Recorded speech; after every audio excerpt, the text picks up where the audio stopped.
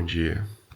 Eu não sei se vocês lembram, mas há bastante tempo atrás eu mostrei um pouco aqui desse calendário e falei que aqui teria uma surpresa. Acontece que por alguns motivos essa surpresa aqui, esse aqui, mudou pra hoje. Então eu vou ter que gravar agora. Então vamos lá começar o dia bem cedo.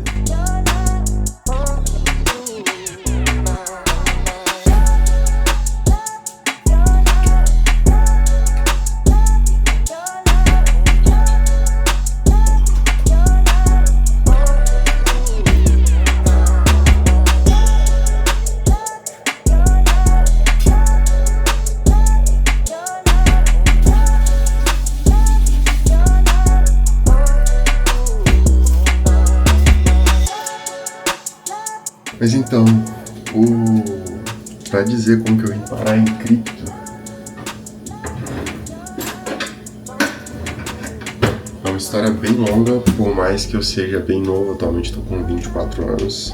O problema é que ela quase deu muito errado e correu o risco sério de eu nunca mais mexer com cripto na minha vida no meio do caminho. Mas antes de falar sobre o que aconteceu no meu ensino médio, fez com que eu quase largasse cripto, preciso dizer, a primeira vez que eu ouvi falar do termo Bitcoin.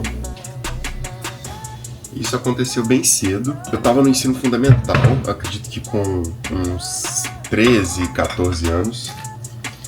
Lá em 2013, quando um amigo meu falou que tinha instalado um aplicativo no computador dele de Bitcoin e que isso tinha lotado por completo a memória dele, e que ele apagou e tal, mas falou que era uma moeda e ele ia ganhando. E eu fiquei, cara, que bagunça, né? Tipo assim, desinstala esse jogo, né, cara?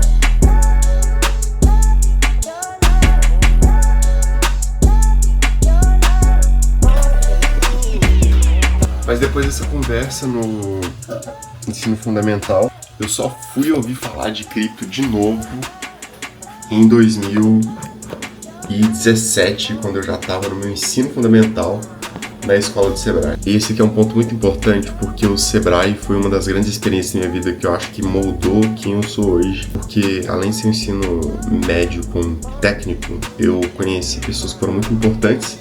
E mais importante do que a escola e o técnico foram os projetos em paralelo ali que ou a escola estava diretamente envolvida ou o próprio ecossistema incentivava a gente a participar de programa de aceleração de startup, campeonato de debate, Startup Weekend Youth, que é um evento de startup e tal. E naquela época ali eu comecei realmente a me apaixonar pelo mundo dos negócios e foi onde eu decidi ir para a economia. Mas lá no Sebrae eu comecei com alguns amigos meus a minerar criptos usando os computadores da escola.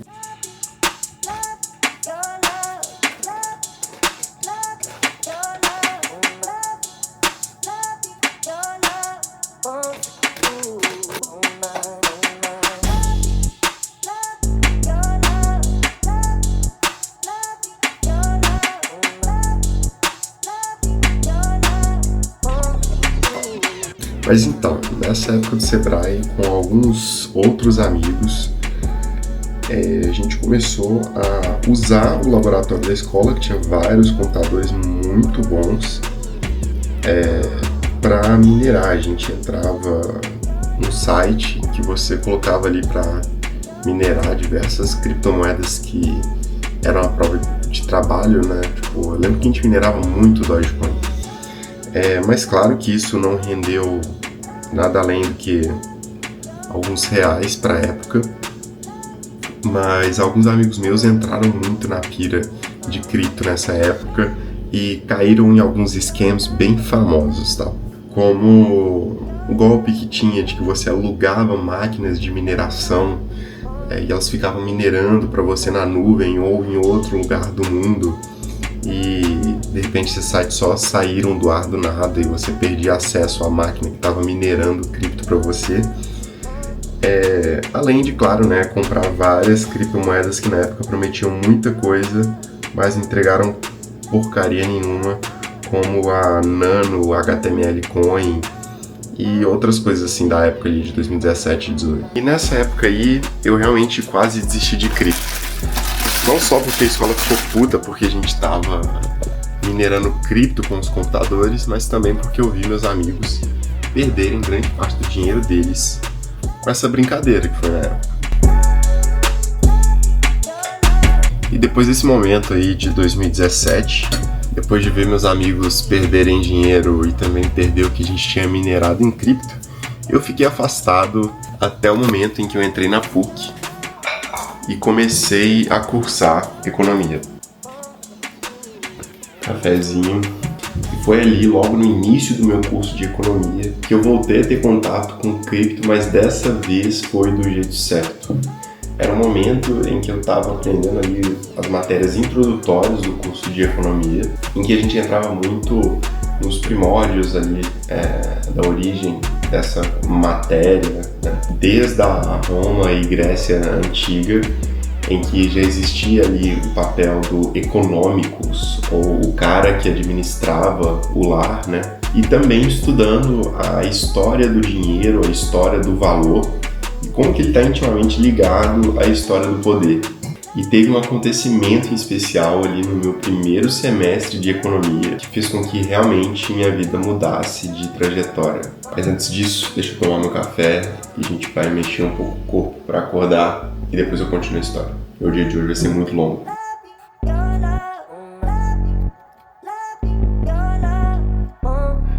Bora lá treinar, né?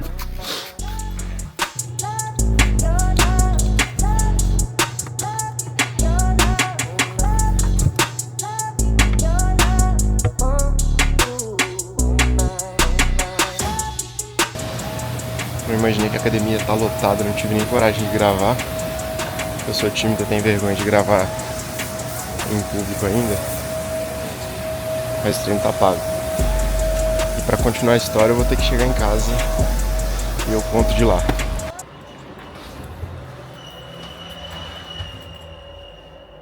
Obrigado.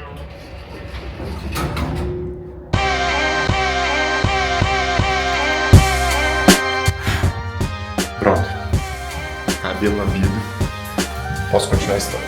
Não esquece que tem a surpresa no final do vídeo de hoje, tá? Esse aqui vai ser hoje, dia 10. Mas, então, na PUC, fazendo economia, eu entrei pro Banco Inter como estagiário de Facilities, que é uma área como se fosse um administrativo, eu diria que é um administrativo raiz.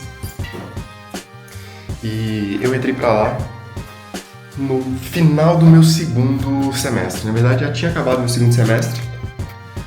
Era dezembro de 2020 e eu entrei no Inter. Então, eu já estava super empolgado, né? Fiquei ali nas férias da faculdade fazendo o meu onboarding no Inter e já iniciei o terceiro período da faculdade trabalhando num banco, que era uma coisa que eu estava com muita vontade na época. Eu já estava buscando estágios na hora. E o Inter foi a minha primeira conta bancária, que eu abri em 2017, quando eu ainda estava no Sebrae.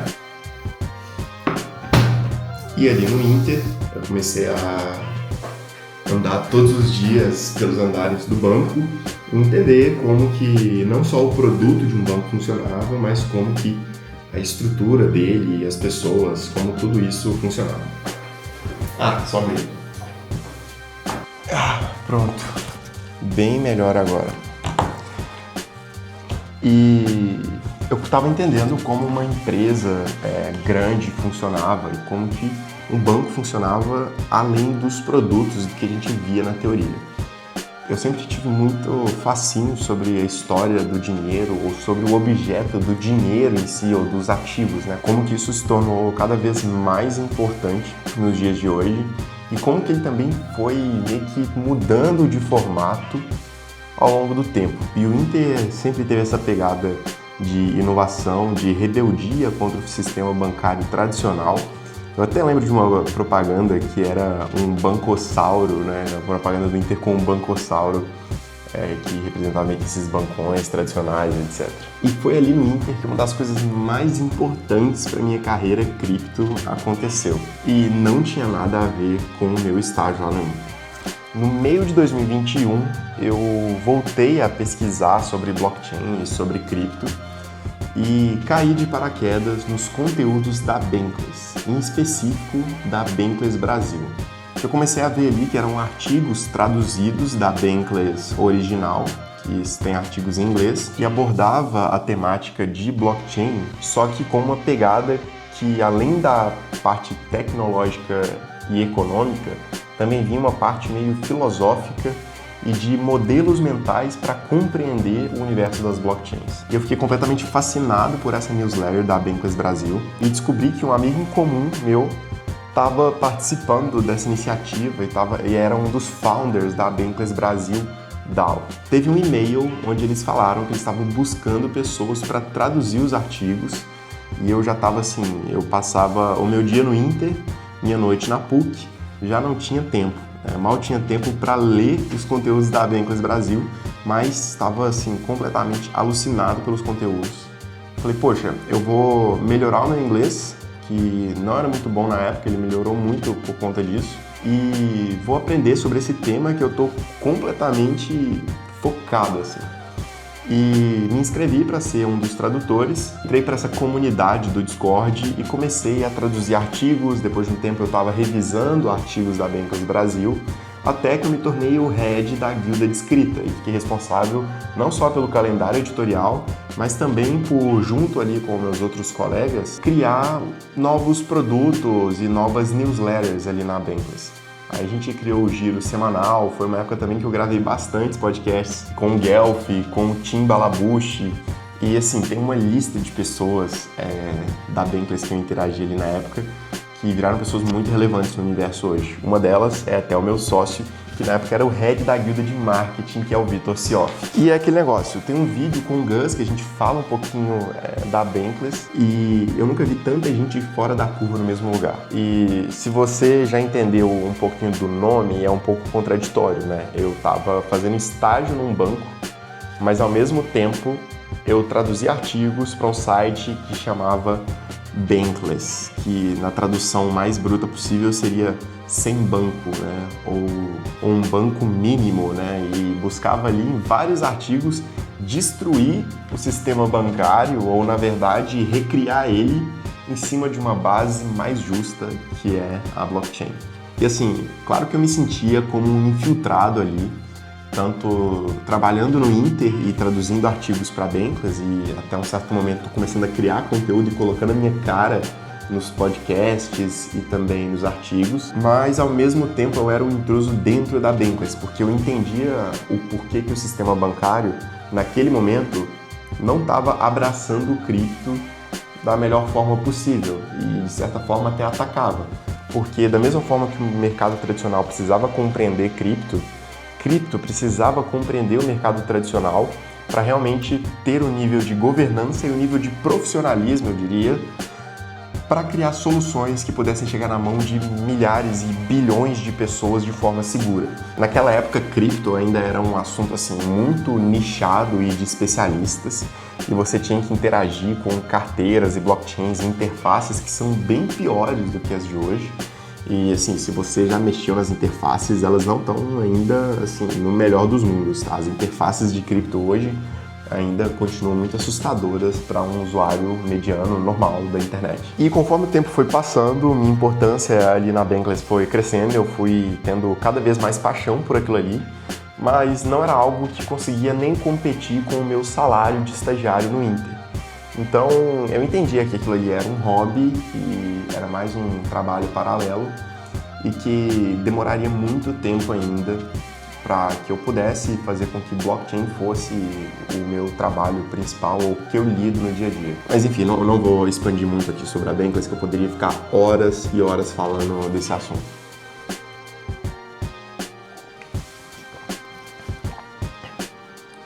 Copinho da Ethereum. Mas aí veio uma segunda grande coisa que, mais uma vez, foi muito importante para minha trajetória cripto, que foi um vídeo que eu pulei na piscina, assim, literalmente.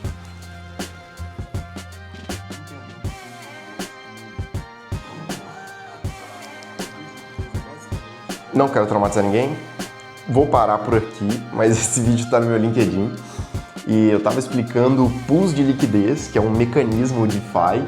E para explicar isso, eu pulei na piscina e gravei o vídeo ali com o boné da Bankless e tal. E esse vídeo chamou a atenção de umas pessoas muito importantes lá do Inter. Algumas ali do meu setor que não gostaram muito desses conteúdos que eu estava criando na Bankless e viram ali o nome Bankless e tal, entendendo, pô, você tá gastando mais tempo com isso que com o trabalho. Mas uma galera do time de TI, caso o Daniel Abraão, superintendente do Inter na época, ele viu aquele meu conteúdo e ficou, caramba, o que esse maluco tá fazendo no time de Facilities? Ele entende muito de cripto, tá fazendo uns conteúdos super legais. E era um momento em que o Abraão e o Grossi queriam iniciar o time de blockchain e de tecnologias emergentes dentro do Inter. E o Abraão me chamou no LinkedIn, eu já estava como assistente ali no Inter, efetivado, mas fiquei assustado com aquilo ali, né? Um superintendente me chamando no LinkedIn, falando que gostou dos meus conteúdos sobre blockchain. E ele conversou com o meu gestor ali de Facilities na época, falando que queria me levar para a área dele, e eu tive essa transição para a área de TI, onde eu virei ali um evangelizador da palavra de Satoshi e Vitalik dentro do time de TI do Inter. E o meu objetivo ali no início foi, além de aprender a programar, entender mais a fundo como que a tecnologia funcionava, não só de blockchain, mas toda a infraestrutura que faz um banco digital funcionar, eu também tinha a missão de evangelizar sobre a tecnologia blockchain, explicar como que ela funciona, quais casos de usos fazem sentido aplicar essa tecnologia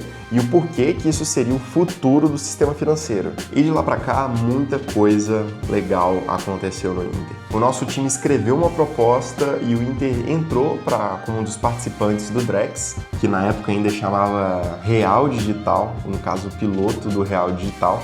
E isso foi muito importante, porque tendo o regulador validando essa tecnologia e falando disso nas mídias, fez com que a nossa missão interna de evangelizar a tecnologia e explicar que ela era importante ficasse bem mais fácil. Aliás, o órgão bancário mais importante do Brasil estava trabalhando diretamente com essa tecnologia e falando que ela é o futuro do sistema financeiro e que tinham vários mecanismos no DeFi, por exemplo, que a gente poderia aprender a utilizar no sistema financeiro tradicional. E desde então, muita coisa aconteceu. O Inter foi notícia em vários sites, eu escrevi vários artigos. Olha, gente, lá no Banco Central em Brasília, em um evento sobre o Drex.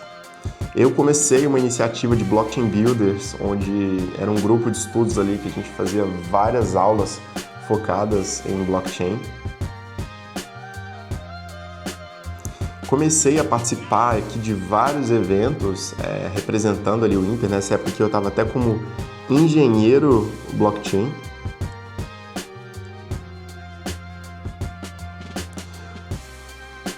Eu comecei até fazer relatório para a área de research do Inter, junto com a Gabriela Joubert, que era uma das economistas lá do Inter. Eu comecei a escrever relatório para a área de research. Isso foi muito louco, assim, porque aconteceu muito mais rápido do que eu imaginava, de eu ter aquilo que era o meu hobby como minha atividade principal.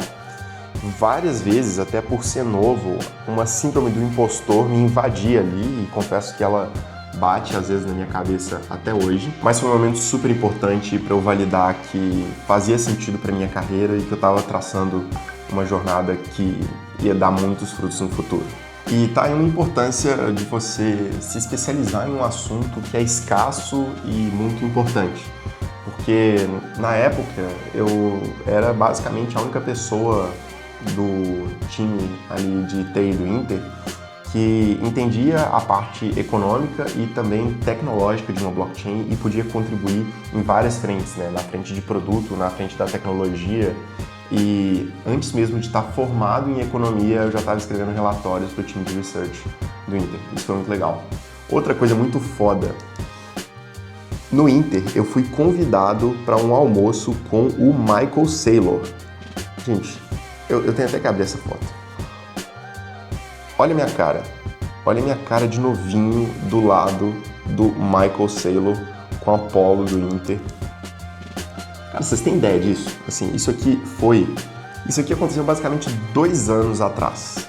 E pensar que em 2020 eu era estagiário do Inter e tinha começado a traduzir artigos para Bankless, pensar que em algum momento eu teria a oportunidade de ter um almoço de 3 horas com um dos caras mais importantes do ecossistema cripto, era assim, mais difícil até nos sonhos mais otimistas que eu tinha na época.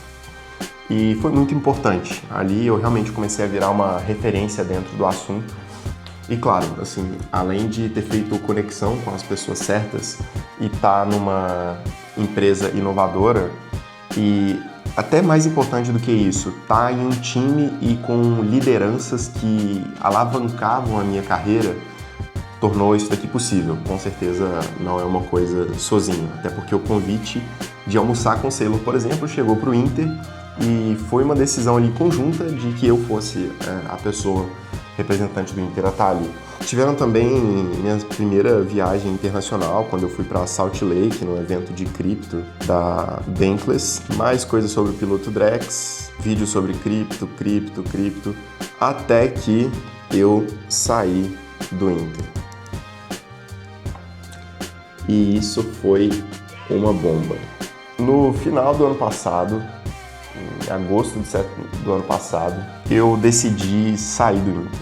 Eu já estava há quase 5 anos lá e foi uma das minhas primeiras oportunidades de estágio, na verdade meu terceiro estágio, meu terceiro emprego, assim, efetivamente. E eu cresci não só, assim, de idade, mas profissionalmente dentro do Inter. E eu sempre fui muito apaixonado pela marca e pela empresa no total, no geral. Eu sempre fui muito skin the game e eu acho que isso acontece em tudo que eu participo. Quando eu estava ativo na Bankless, assim, eu defendia a Bankless com unhas e dentes, e no Inter eu também, assim, fazia muita questão de vestir a marca e ser também uma das pessoas ali que vendia os produtos mesmo não sendo da área comercial e que falasse bem e que explicasse o funcionamento dos produtos para trazer segurança dos clientes, enfim. Sempre fui muito fanboy do Inter, não só como cliente, mas também como colaborador. Mas no final do ano passado eu recebi uma proposta de um dos maiores grupos de empresários do Brasil para criar uma Digital Assets, criar uma prestadora de serviços de ativos virtuais. E era mais ou menos isso que eu estava fazendo no Inter, né? Liderando as iniciativas de Digital Assets e preparando o Inter para esse novo cenário regulatório que o Banco Central estava trazendo. E no final de 2025 para o início de 2026 tinha um gap muito importante, foi aquele que eu já expliquei no vídeo anterior, onde eu fui lá na sede do Pinheiro Neto, que eu falava da regra de transição que está acontecendo por agora, onde as empresas que já atuavam com criptoativos, elas podem continuar operando desde que elas peçam ali para o Banco Central até outubro desse ano o seu pedido de licença, e se elas não pedirem, em novembro elas têm que encerrar a sua atividade. E foi nessa formalização do mercado que eu decidi sair do Inter para enfrentar novos desafios e sentar pela primeira vez numa cadeira de diretoria. E aí foi outro momento que eu senti que essa síndrome do impostor bateu muito forte em mim. Primeiro por eu ser muito novo e já estar numa cadeira de C-Level, e eu não sou herdeiro nem nada. Claro que eu tenho uma família com boas condições, pude ter uma ótima educação, etc. Mas estar numa cadeira de C-Level, por mais que seja meu desejo, era uma coisa que eu não imaginava acontecendo aos 24 anos de idade. Em agosto do ano passado eu saí do Inter e em outubro a Global Crypto já estava no ar, lançando os primeiros aplicativos. A gente lançou primeiro a Monet, que foi uma conta digital, e depois a Firebit, um aplicativo de corretora mesmo, nos moldes aí que a gente já conhece para comprar e vender criptoativos. Mas em novembro para dezembro do ano passado eu fui para Argentina para participar do DevConnect, e trabalhando ali no Inter, no Real Digital, eu já entendi que a gente precisava muito de uma stablecoin aqui no Brasil. Que eu via ferramentas incríveis sendo construídas na blockchain e nas finanças centralizadas, mas que isso não conversava com os produtos do Brasil, e acabava que para usar cripto a gente era forçado a dolarizar o nosso patrimônio, se a gente quisesse uma vida cripto mais estável. E no DevConnect eu comecei a conversar ali com o Vitor Sioff sobre o assunto e ele me convidou para ser advisor de uma startup que ele estava fundando, a Nora Finance, e bastou uma conversa com o Jean e o Luigi e o Sioff para que eles me chamassem ali para ser um dos cofundadores da Nora Finance. E dessa forma a gente acabou montando um time extremamente complementar e a base perfeita para fundar a Nora Finance. E nasceu ali o que eu acredito que vai ser um dos maiores projetos de stablecoins locais do mundo. E isso daí é meio foda, porque quando eu me formei na PUC e estava ali em um novo desafio profissional, criando a Global Crypto, como diretor ali de operações, eu pensei, pô, agora que eu tô com tempo na PUC, eu vou poder dedicar ainda mais para esse novo desafio e também poder dedicar aqui na minha criação de conteúdo. E eu tinha prometido para mim mesmo que eu ia falar não para as outras oportunidades que surgissem por aí, seja para criar uma comunidade ou para participar ali de algum grupo de estudos ou de alguma DAO. Eu ia falar não para as coisas. Mas acontece que, assim, a Nora colocou uma pulga atrás da minha orelha e quanto mais eu pensava na ideia de uma stablecoin, mais eu entendia que tinha que ser agora. Mais uma vez, eu estou atarefado até o talo, tendo um cargo de diretoria e empresas para liderar e criar do lado da Global Crypto e também como sócio de uma startup extremamente promissora, que é a Nora Finance. Talvez isso daí seja uma coisa natural em mim, né? Assim, eu não consegui fazer só uma coisa, ou sei lá, ou enfim, não sei. Mas essas são as 3 coisas no âmbito profissional que eu tenho feito: Global Crypto, Nora Finance e a criação de conteúdo, que acaba conversando com as 2 coisas. Aliás, criptomoedas é o meu hiperfoco. E vamos lá, o que mais? E quais foram os insights assim, mais valiosos que eu tive nessa minha trajetória para o mundo cripto? O primeiro, eu vi a importância de se ter um hobby ou de aprender e fazer algo que você realmente gosta e de estudar uma coisa que te cativa, e aquela coisa até meio clichê de sonhar grande. No final, você tem que sonhar grande, porque de verdade, se você não sonhar com isso e se forçar a acreditar nisso e ter fé nas coisas, assim, por mais absurdas que você ache que elas sejam ali ou inatingíveis, você tem que acreditar nelas, porque além disso te dá uma motivação para continuar fazendo, te dá um gás, uma inspiração que assim, te coloca fora da média e é realmente um destaque. Outro ponto muito importante que eu vi é a participação em eventos. Existe evento de cripto em um monte de lugar hoje em dia, no passado não aconteciam tantos, e é muito importante participar deles. Ou até de outro mercado, né? Se você gosta muito de IA, ou sei lá, de biotecnologia, nanotecnologia, de qualquer assunto, tá? Eu tô sendo enviesado aqui por tecnologia porque é o que eu gosto. Mas se você gosta de algum nicho e tem interesse nele, saiba que vai ter sim algum grupo, algum evento, alguma comunidade, e é muito importante você participar disso, não só consumindo conteúdo, mas contribuindo ativamente, mesmo com coisas pequenas. Igual lá na Bankless eu estava traduzindo artigos no início, que era basicamente usar o Google Tradutor, na época que não existia IA, ou desde participar efetivamente nos eventos ali como apenas um participante de estar ali assistindo os painéis, até o momento que você é convidado para fazer os painéis. Aliás, na sexta-feira agora eu vou estar viajando para o Rio para participar de um painel do Smart Summit, lá no palco do Blockchain Rio, Digital Assets, e que assim, quando você é novo, você precisa arriscar.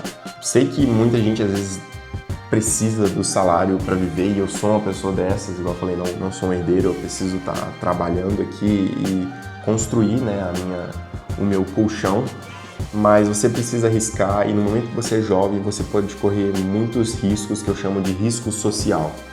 Necessariamente você não precisa colocar o seu dinheiro em risco, mas seria sobre você correr riscos sociais, ou seja, risco na sua pessoa física, de botar a cara para falar em algum evento ou escrever algum artigo falando a sua opinião sobre determinado assunto e postar no LinkedIn, no Substack, no Medium, no Twitter, em algum lugar, começar a falar do assunto, apresentar suas ideias e correr o risco de ter haters, ter críticos, etc, para bater de frente com você, mas você precisa se apresentar para o mundo e correr risco social. Se você trabalha numa empresa e tem ideias de como você poderia melhorar aquilo ali, tem pensamentos estratégicos que você guarda só para você, cara, não tenha medo de comentar isso com um diretor ou com um superintendente, se você encontrar ele num elevador. Se apresente com confiança e apresente as suas ideias com bastante confiança.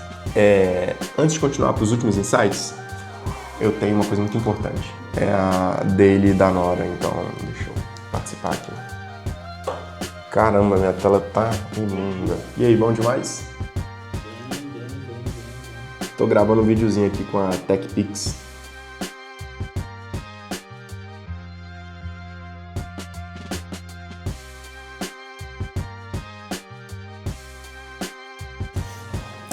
Editando aqui eu vi que vai ficar muito grande o vídeo, então a surpresa que eu tinha falado vai ficar em outro dedicado só para isso. É isso. Espero que você tenha entendido como que eu saí de não entender nada sobre DeFi para estar onde eu tô hoje. Ainda tem muita água para rolar e fico feliz de ter você comigo nessa jornada. E acho que o único ensinamento assim que eu daria para esse vídeo é: se tem alguma coisa que chama a sua atenção, mesmo que seja um hobby, leva ela a sério e vai até o final.